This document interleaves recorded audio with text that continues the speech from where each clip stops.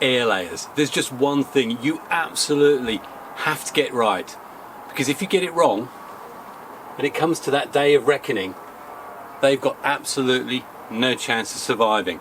And for those of you who've been with me in the bonsai retreat over the last few years, you know that my air layer records are a bit 50-50, and certainly something needs to change.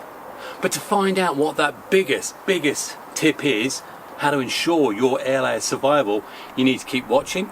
We're also going to be seeing some of your great photographs, including a little bit of video footage from Ben and Yamadori oak he's been working on. And as part of this process of getting these air layers right, we're going to have a little look in my herb garden and find out exactly whether or not I can turn a bayleaf or laurel into a bonsai. Anyway, absolutely loads to get through, lots of interesting information and some discoveries about some of my failings in the bonsai retreat. So if you fancy that, get a coffee, keep on watching. Bound to be fun and you're going to learn something.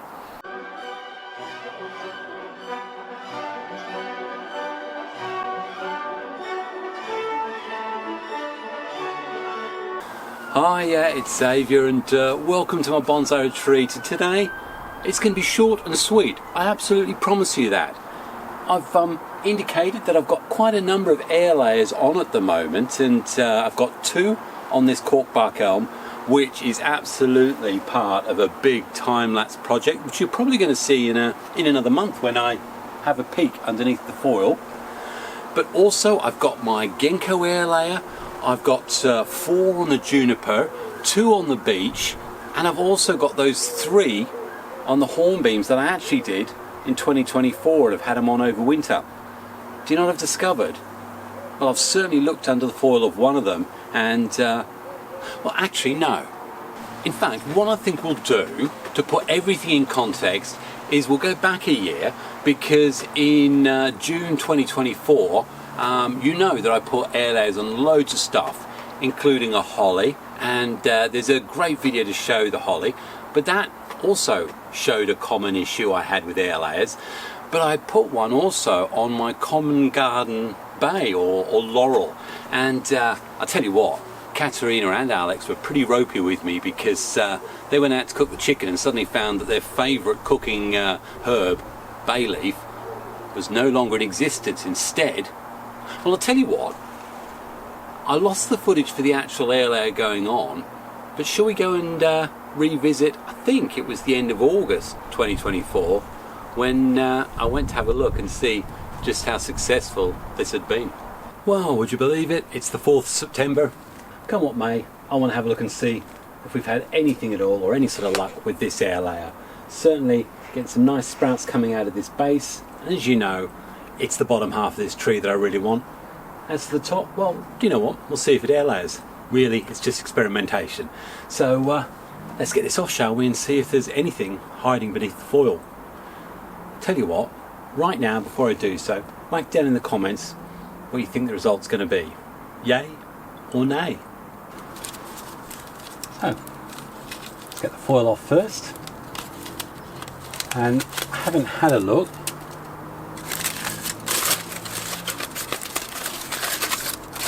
I don't see any great sign of white roots.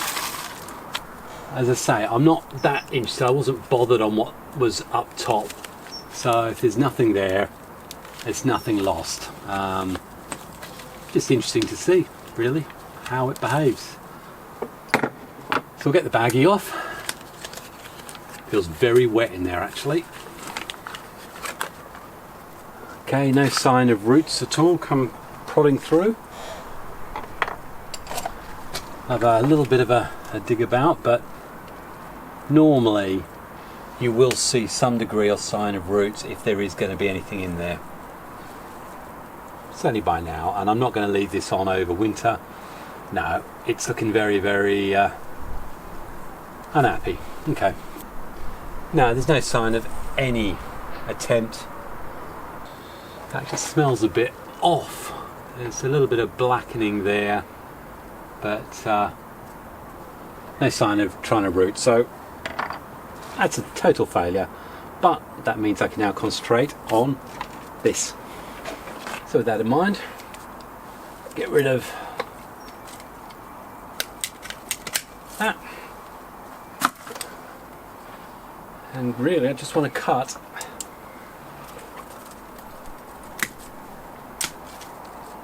and reduce some of the growth now that I don't want. There's an upward one there. You can see on it, in fact I'll show you what I mean, there's lots of little buds on it. I'll just use that.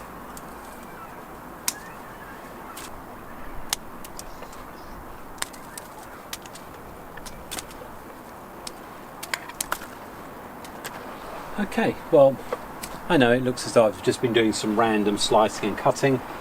In truth, it's easy to see where we're not going to want stuff. We're really going to be regrowing from, it's probably even lower to be fair, but I want to keep on some stuff here. We've got suckers down here as well. I'll show you what's really encouraged me about this laurel. Right into the base, this is the part that I'm really interested in, but we've got lots of little new suckers and buds coming up all over the branch. It's a lot closer in, so I want to see those promote. We've got in there, one right in here. So there's lots of micro buds all over this, and yes, it's a massive rebuild. Gosh, potentially I'm going to remove the whole central core, or certainly here. That's very, very straight, and grow something from down here with all the new stuff. So I wanted the root base, but hey, goodness, would have been nice if the airlayer had taken, but again, that was one of those ones where the thing that was left over, I said at the time, there was no real tree that I could see in it, but I was going to try and regrow it as a bay in its own right. Now clearly, as you saw from there, the airlayer itself failed, and hey, no surprises to most of you who've watched here, the number one tip I've got for when you do your air layers, regardless of how you actually take the cam off, all that sort of stuff, is you cannot afford to let that air layer, I don't know why I'm pointing at that, it's already done, get too damp. And I consistently keep my moss too damp. Now this year I've gone out of my way to try and avoid that, and the reality is it's so wet in my garden, we get such horrendous rains, is that I'm finding that I've had a little peek. Actually, I've had a little peek at this air layer that Adam did of Notion Bonsai on my Genko, and certainly a few weeks ago I had to get the old wringing cloth out and wring the water out. I didn't think it was going to be too damp, but I have fears for this. But hey, we're going to find out about this also in probably about 4 weeks' time. So it's clear for me, and in the Bonsai Retreat, there's definitely one thing that will be a surefire killer of any of your air layers, and that's if you keep it too damp. Yeah, so I think what I'm saying is, look, don't water your air layers. Check them monthly maybe. Keep them out of torrential downpours. If you happen to pull that wrapping off and have a look and you think that's absolutely baked dry, well, that might be an opportunity to do it. But truthfully, leave them alone. I don't think you need to add water at all if you've applied the airlayer properly in the first place. I'm sure many people will be saying in the comments, yes, that's right, and it should be obvious to you. Hey, we all have these little silly failings which we keep repeating, and for me, it's this constant belief that the airlayer is drying out. Who knew? Anyway, I've got a solution, and this solution came about as a result of a garden visit I did very, very recently, and he has some magnificent trees, and he also had, I think, over 70 air layers in progress on his numerous maples, and he was using those, I don't know why you use my fist, those plastic balls, and lots of people talk about them and how great they are. Well, 2026 is going to be the year of the plastic ball. I've still got loads of air layers to do, and I'm going to see whether or not that is going to solve my problem, and certainly my issue with damp. Anyway, I think a few of you probably want to know how I got on, or getting on, with my herb to bonsai experiment, and that Bayleaf Laurel. Well, it's sitting right there, and actually this year in end of April I decided to have a further look and do a repot on it.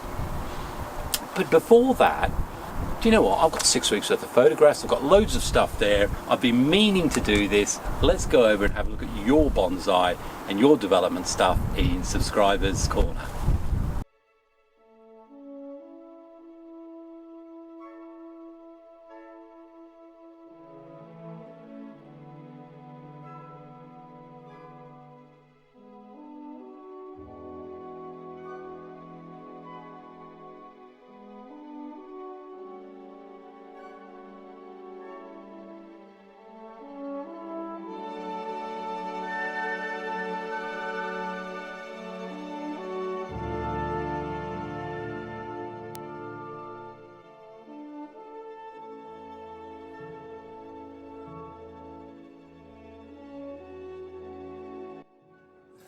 My little oak tree.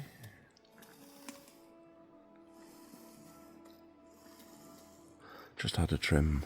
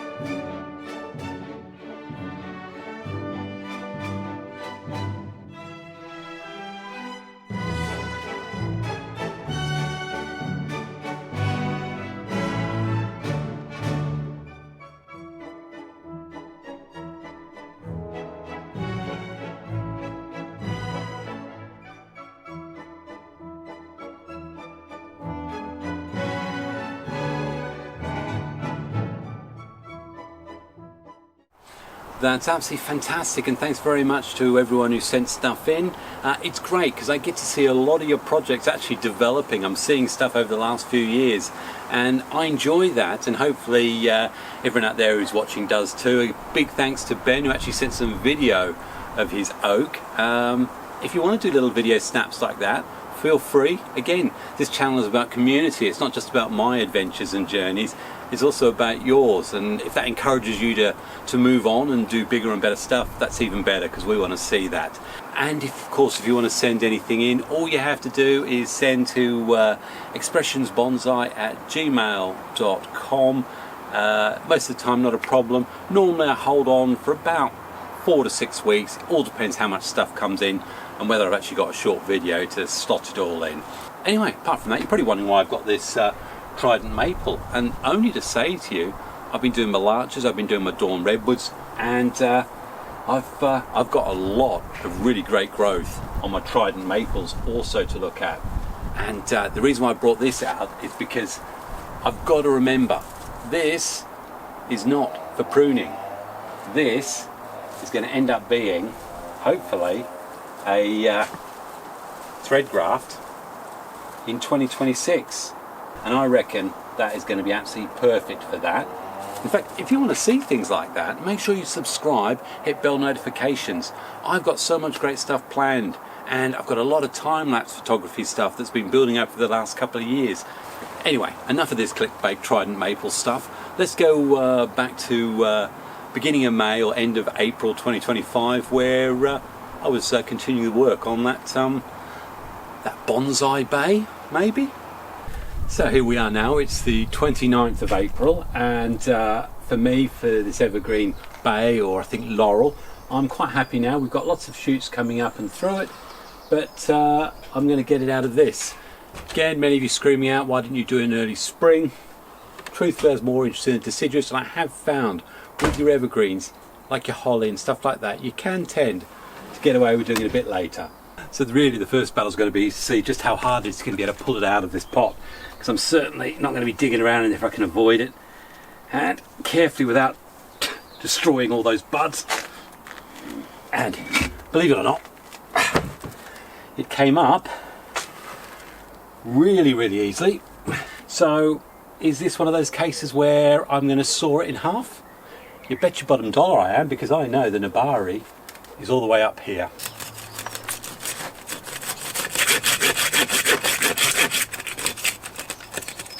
Okay, there's clearly something.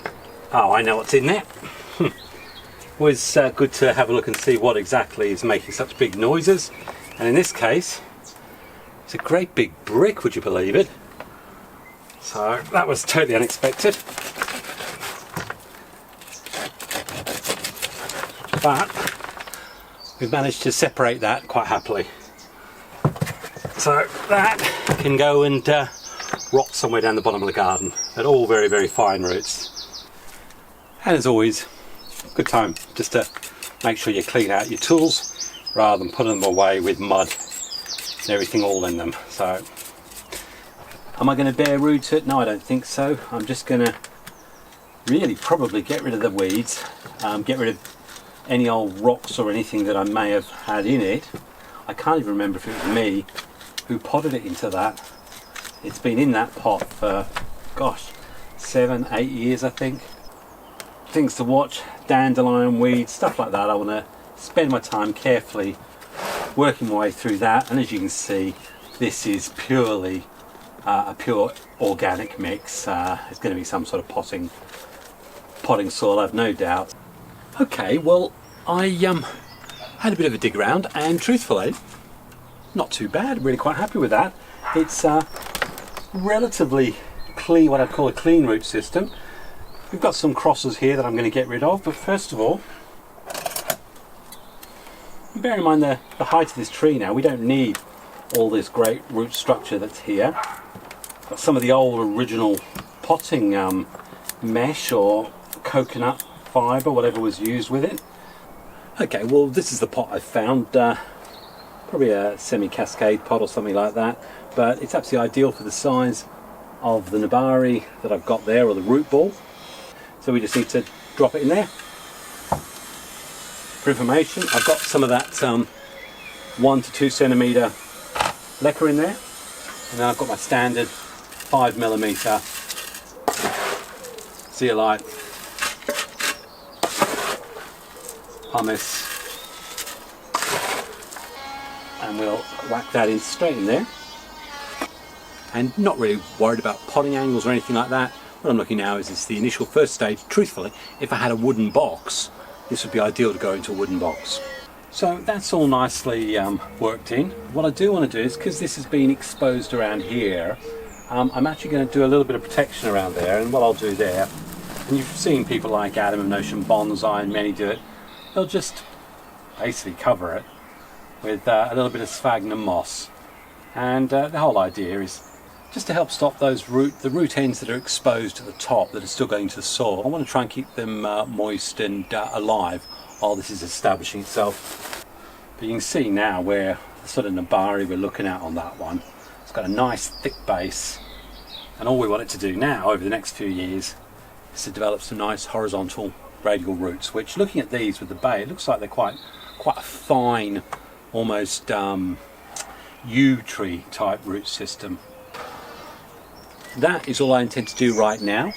I'm going to water it, keep it in a shady spot, and monitor over the next 4 to 6 weeks, and probably come back to you at about the date that we did the original airlayer on this. Well, first of all, yes, it's still alive.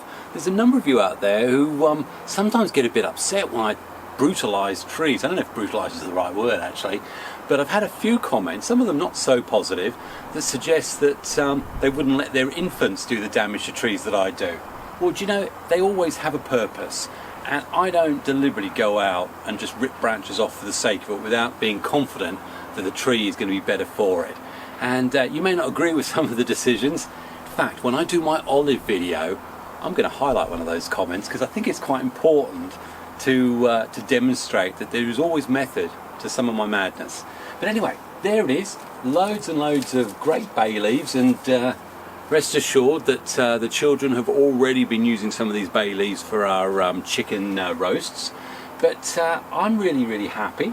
It's healthy, and I think it's time to take this on to the next stage, because we still have this problem, this great big straight bit there, and although we've got a nice bit of growth up there, I can see myself eventually, to be honest, getting to the point where I actually probably take it all the way down. But do you know what? I'm going to do this one over stages. So first of all, let's have a look and see the positives and indeed the negatives. Now, apart from the obvious positive that, hey, it's still alive in the bonsai retreat, we've got the signs of all in here, lots of little buds. It means I'm going to be able to do some pruning. But the main thing that I've seen is this back branch here, which could be quite important. It's got lots and lots of really healthy new buds at the base and also along the length. And that's absolutely vital and ideal, because it means is that I can already straight away go in there and go, I want the energy to go into those buds. Now, it is the middle of summer. What's the biggest worry we have? We don't want stuff to dry out, and we also don't want to introduce pathogens. I've been wanting to use the word pathogens. Not sure it relates to the biology or physiology of plants, but yeah, sounds a nasty word, pathogens. So what we will do though to avert the risk of them is just put a little bit of cut paste on the top. And yeah, I can certainly see 3 or 4 buds there that be nice to see them come out, because what we're looking to do is get growth much closer to our secondary or primary branches. Indeed, we want lots of stuff close to the trunk. I think the issue I've had with this, and I had it from the beginning, is though I love the way it back buds and that thick base, there's lots of straight growth branches. They grow in very, very straight. So I haven't applied wire, and I'm not going to. Again, straight here. So I think what I have to do is accept that I need to first of all get rid of that, and I'm going to keep bringing it down in height, and every time I do this I get to see just how it back buds. So let's I'm